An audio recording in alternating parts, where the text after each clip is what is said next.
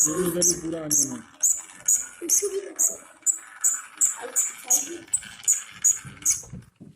उजाला कहाँ है? अरे हल्का मत लगा मारी दाना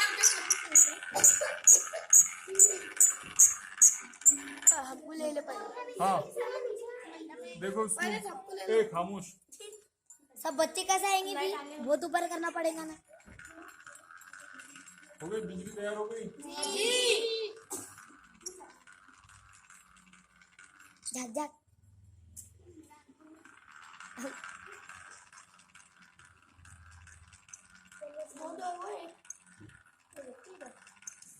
इसको तुम गौर करो, ये क्यों हो रहा है सब? बिजली कैसे तैयार हो, क्यों तैयार है?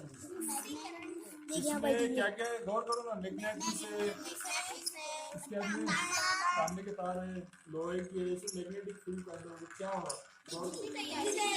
बिजली तैयार हो रही, क्यों हो रही तैयार?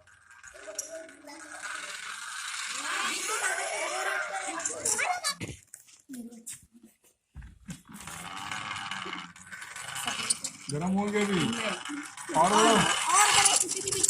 डरना नहीं है। अभी घास पकड़ना है। शॉर्ट नहीं लगता है इतना जब